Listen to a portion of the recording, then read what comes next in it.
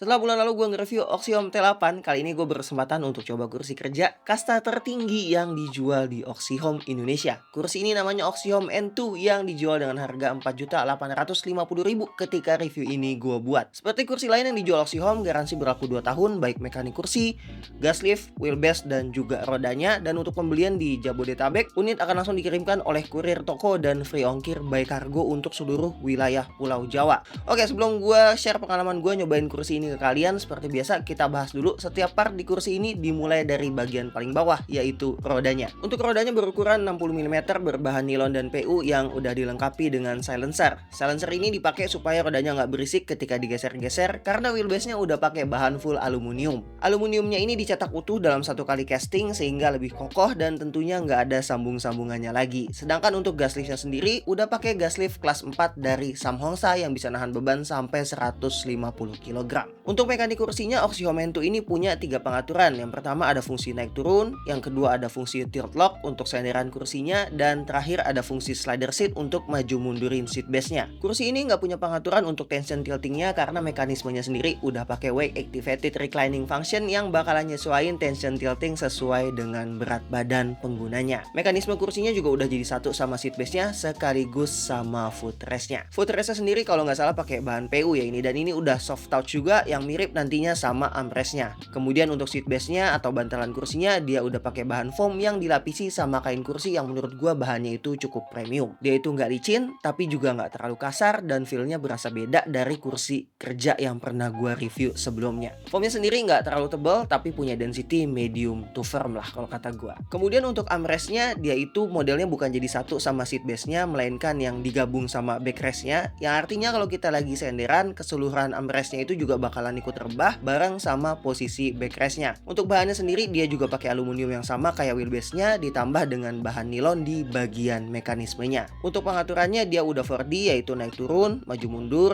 kiri kanan, dan juga serong kiri dan serong kanan. Bagian atasnya tentunya udah soft touch juga, dan untuk shape-nya sendiri dia modelnya kayak daun gitu dengan surface yang nggak terlalu gede kayak di Oxyhome T8. Untuk bagian backrest-nya ini menurut gue cukup unik karena kursi ini nggak pakai mesh tapi nggak pakai foam juga. Jadi dia pakai yang namanya breathable fabric yang feel-nya mirip kayak duduk di kursi foam secara bahan, tapi tetap adem kayak di kursi mesh. Kira-kira kayak gitulah kalau misalnya gue deskripsiin untuk feel duduk di kursi ini seperti apa. Nah, fabric ini ditahan oleh frame nilon yang shape-nya dibuat menyesuaikan dengan lekukan punggung kita. Frame nilon beserta kainnya tadi dihubungkan dengan aluminium hinge yang ujung bawahnya jadi tempat kunci armrest sekaligus untuk kunci keseluruhan backrest ke bagian mekanik kursinya. Nggak ada lumbar support tambahan di bagian tengahnya, tapi ada slider di masing-masing sisi, di sisi kiri dan di sisi kanan kursinya, yang bisa dibilang ini lebih ke side support daripada disebut sebagai lumbar support karena emang dia ini cuman nge-support bagian sisi luar dari lower back kita aja. Sama satu lagi untuk bagian hinge-nya ini juga udah spring loaded, jadi dia itu bisa ditilt sedikit untuk nyesuaiin posisi duduk kita, tapi dia itu nggak bisa disetel baik untuk tension maupun kemiringannya. Untuk bagian headrest-nya dia itu udah 3D, yaitu udah bisa dinaik turunin, di tilting ke atas dan ke bawah, dan juga bisa dimaju mundurin.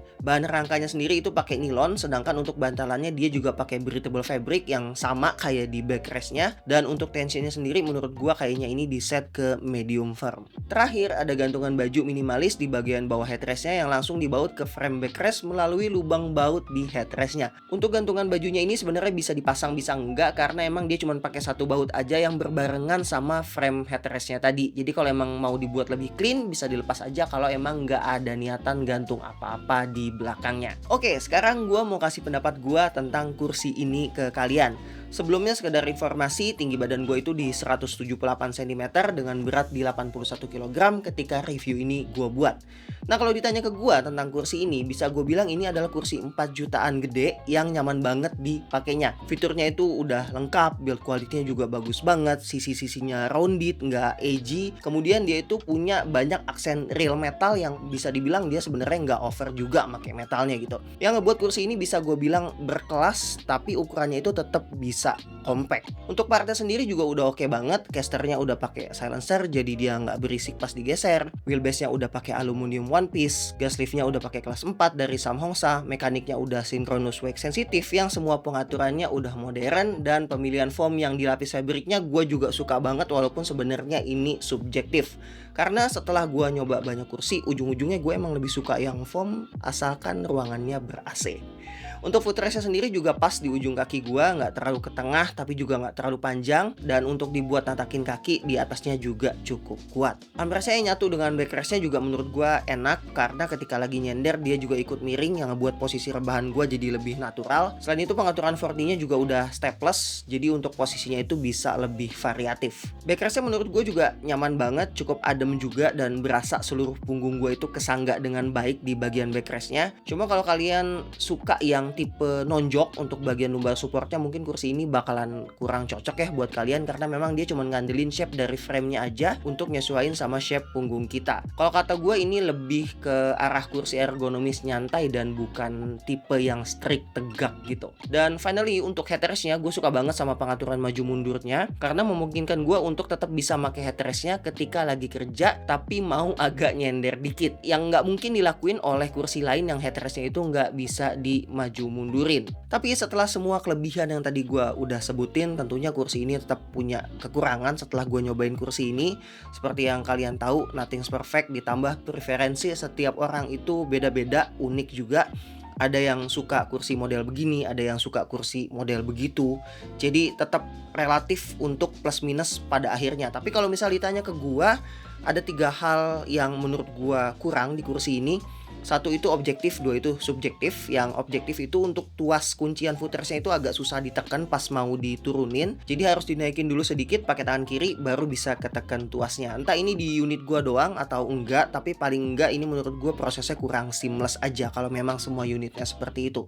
Kedua yang subjektif itu untuk bentuk armrestnya menurut gua agak kurang enak ya karena bentuknya kayak daun gitu.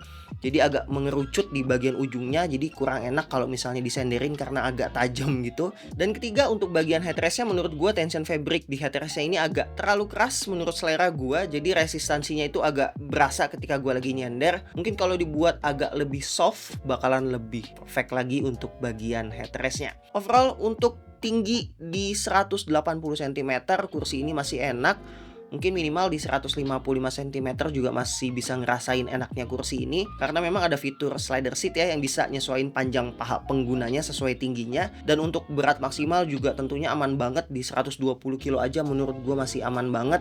Dan kalau sampai rusak pun seperti yang tadi gue sebutin di awal video, ada garansi selama 2 tahun. Kalau misalnya kalian punya budget under 5 juta, menurut gue kursi ini worth it banget di kelas harganya, apalagi yang emang mau pakai kursi ini secara long term.